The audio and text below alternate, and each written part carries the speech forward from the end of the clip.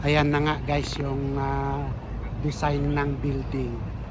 Kaya pagdating mo sa loob is open naman yung gitna. Yung mga bedroom niya is nandito lang sa paligid. Hindi ko alam kung paano yung bintana pag nasa loob ka ng hotel. Baka itong mga salamin na yan is makita mo sa labas pag nasa loob ka ng bedroom.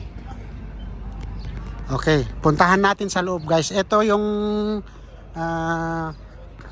pinaka main na entrance niya, pinakalabi niya pag galing ka nga dito sa drop off pick up ng mga sasakyan.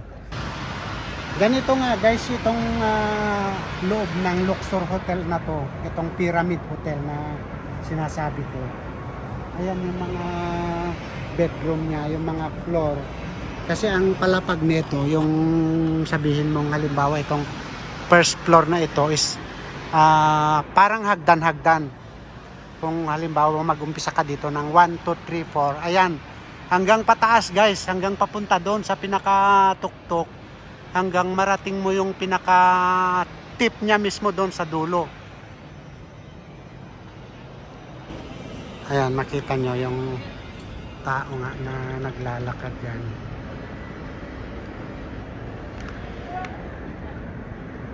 Ayan, kumakaway pa guys yung babae.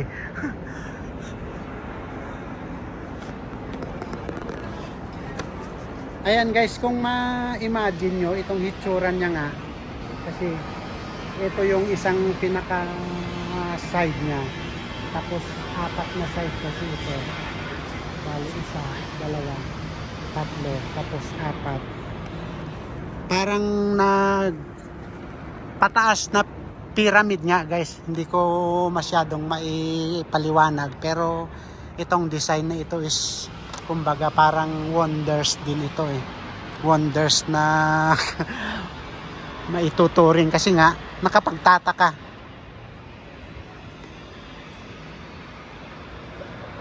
Babaan ko guys, punta ko sa baba. Silipin natin doon.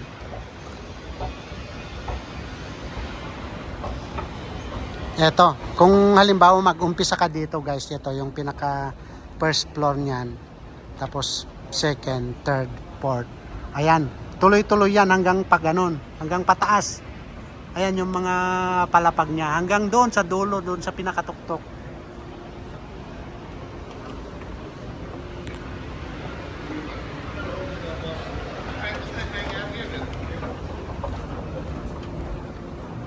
Ito yung mga ito yung mga elevator niya guys. Nandito yung elevator, pero hindi ko alam kung paanong takbo ng elevator nito. Kasi parang padiretso rin naman. Yan o.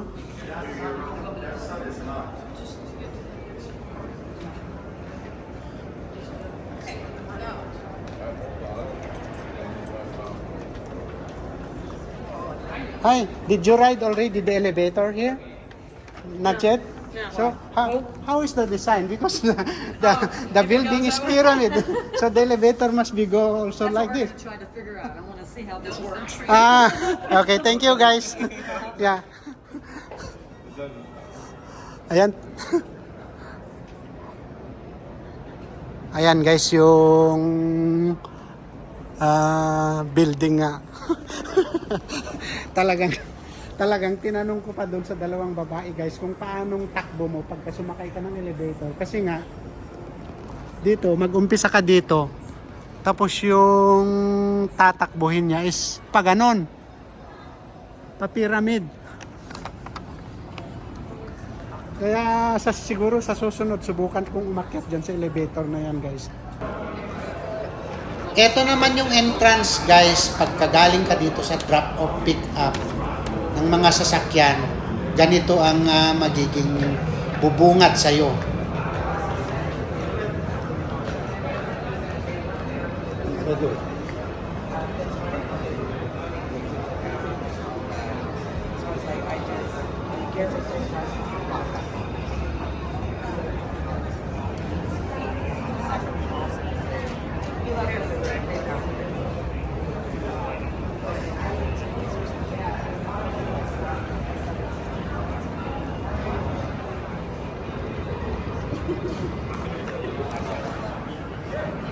Ito na nga guys, itong pinakalabi mismo ng Luxor Hotel.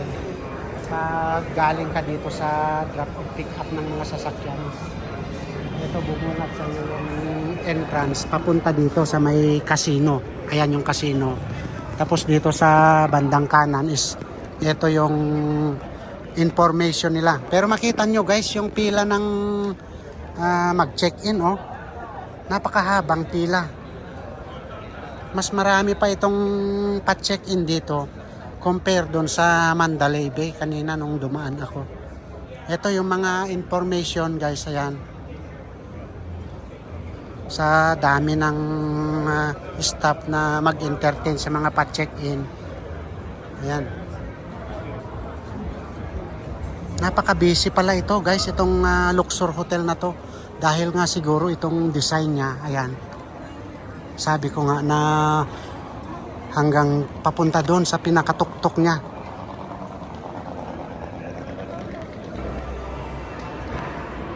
Ito, Egyptian Age. May mga sulat pa dito guys na Egyptian.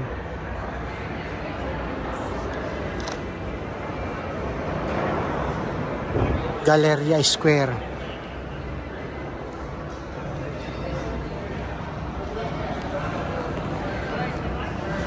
Ito guys, yung pinaka-pagitan niya rin, yung pinaka-bridge niya, kung papunta ka dito sa Excalibur Hotel, kung sa kabila, papunta ka ng Mandalay Bay. Ito. Kaya hindi mo na kailangang maglakad nga sa kalsada o hindi mo na kailangang sumakay ng sasakyan. Pwede kang sumakay din ng tram kung lilipat ka ng hotel o gusto mong mamasyal dito sa ibang hotel. Pero balikan ko itong guys, itong Luxor. Ikutan natin dito kung anong mga meron pa dito bukod dun sa casino na nadaanan ko.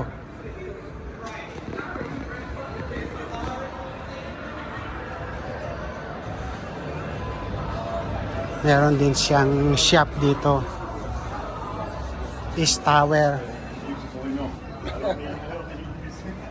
Ayan, may mga accessories ng cellphone, gadgets.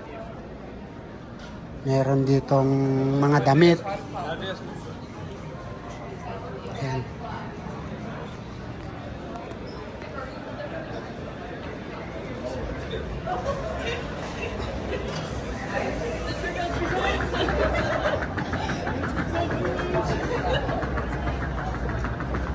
Ito, may mga elevator din dito. East Tower.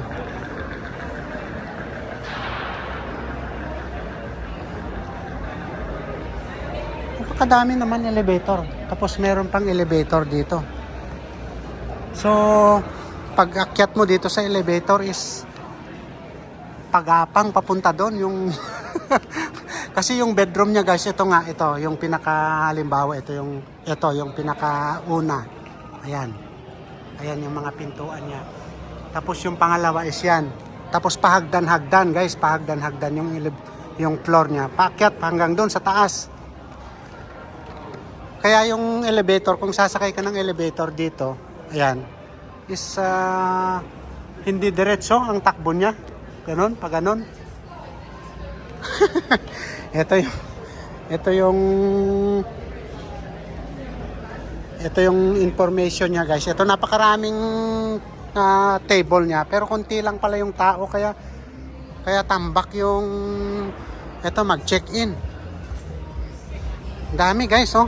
Hanggang doon yung pila. Bale, dalawang pila sila guys. Ito, merong pa-check-in dito.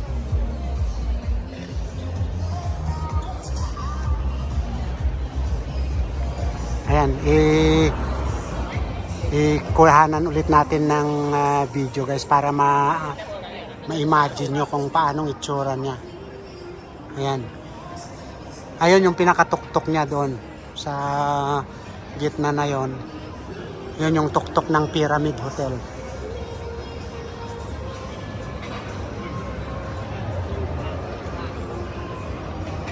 Meron din siyang display dito guys na ito, Titanic. So ganito yung forma ng Titanic dati.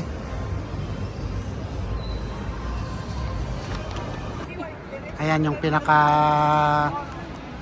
main na attraction niya pagka galing ka nga dun sa labas. Tapos makita mo kaagad itong pinaka tip, yung dulo ng pyramid. Akyatin natin doon sa taas. Tapos eto na guys, ito yung pinaka mismong gitna. Ayan yung gitna niya sa taas guys. Kaya yung bedroom, dito sa apat na corner niya, ito isa, dalawa, tatlo, apat.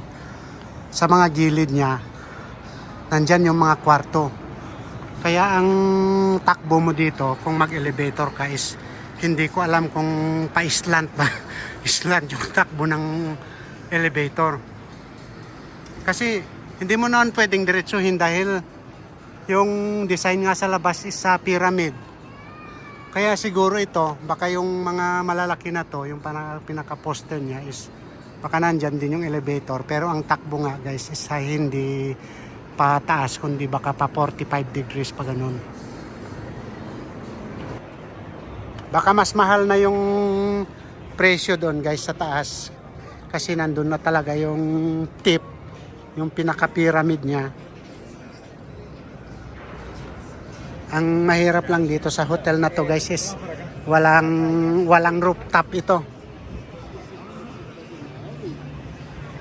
Ayan guys, yung sinasabi kong chatter dito kung gusto mong manood ng show para sa mga lalaki. Ayan, yung atrium showroom. Tapos meron din silang parang, hindi ko alam kung anong nasa loob nitong Titanic the Artifact Exhibition. Ayan. Meron ding Bodies the Exhibition. Kasi itong mga kwan na to guys is parang may loob ito na pwede mong pasyalan.